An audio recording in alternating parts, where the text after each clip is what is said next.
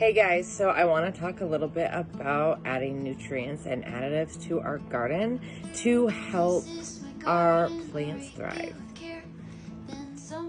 So why do we want to add nutrients and additives to the garden? Much like fertilizer, adding these things can help your plants grow and thrive. Just like we need to eat on a regular basis, our plants also need to eat, and the soil tends to lose the nutrients and values of a lot of the fertilizers and things that we add to it. How often do we need to add these things? It just depends on what you're going to add. For instance, I like using fish emulsion on a weekly basis, 52 weeks of the year. Just make sure that if you're using any bottles or powders, you follow the instructions on the package so that you don't burn or hurt your plants. My favorite and all-time additive to the garden is fish emulsion. It's basically liquefied and ground up fish and fish guts. It's amazing. It has a lot of nitrogen in it, so it's a nitrogen fixer, which helps the general health and growth of our plants. It also promotes a strong root system and root growth. Typically what I do is I like the Alaskan fish emulsion, and I'll use about 1 to 3 tablespoons per gallon of water, and then I just pour it on my plants as a foliar feed. A foliar is when you fertilize or spray the leaves and flowers of a plant. So I'll do a foliar spray or pouring, and also the soil all around it. And again, I do that like every week. I think it just makes my plants super, super happy and abundant. Now, you might want to hold off on adding nitrogen to the garden when your plants are in the flowering stage. This is because nitrogen promotes root growth, so it helps the plant just get big and the root structure so it gets solid and strong. So what you need is phosphorus during the flowering stage. So unless you're adding phosphorus, which I'll talk about next, you might want to hold off on adding your nitrogen on a weekly basis.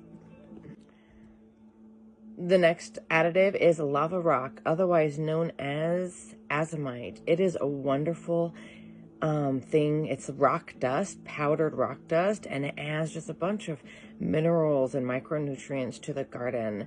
It's really good to use the powder instead of like the little pebbles or round rocks, so that it can actually be uptaken by the plant's root system. And that's something you just want to sprinkle around the base of your plants. Basically follow the rule that wherever the leaves come out to, then you want to go ahead and cover that entire area.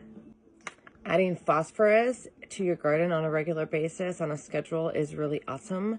You can do that by simply adding fresh compost or any type of manure, goat manure, horse, chicken, cow. I really prefer using chicken pellets, and then either grinding them up and sprinkling them on the base of the plants at the soil level, or whenever I plant a plant, I actually put in chicken poo pellets underneath the plant where I'm going to plant it. Phosphorus can also be found in our kitchen. Banana peels. Banana peels actually contain a full spectrum of NPK, which is all the nutrients technically a plant needs to survive. But you can bury your banana peels in the garden, or what I like to do is I make a tea. I basically just put some banana peels in a gallon of water, let it sit for a day, and then the next day I go out and I water the garden with it, doing a foliar spray, foliar pour, which is again over the leaf system or at the base of the plant. It's also great to water your houseplants with it. I've been doing that recently, and my houseplants have gotten a lot bigger leaves and a lot darker green, and they're just a lot more robust and happy. We can add potassium to our garden by easy things found in the kitchen also, things like banana peels, eggshells, coffee grounds, things like this. It's really easy to do it. Again, I like making a tea out of it, letting it sit for 24 hours. I'll put like my banana peels, coffee grounds, ground eggshells up in there, and then I go feed the garden. And again, you can do a foliar spray or pour, or do it straight on the ground. It's easier for the eggshells to be uptaken by the plants if they're powdered. You can use just crunched eggshells, and that adds an extra protection against slugs because they don't want to crawl over it. But those are a few things that I like using in the kitchen that I have usually on a regular basis to add a little nutrition to my garden and make my plants happy. There are a bunch of other things we can add, but I'll talk about that on a different video. Otherwise, please like, share, and comment on this video to help support, and let me know what kind of nutrients and additives do you use on a regular basis in your garden, and are any of them from your kitchen?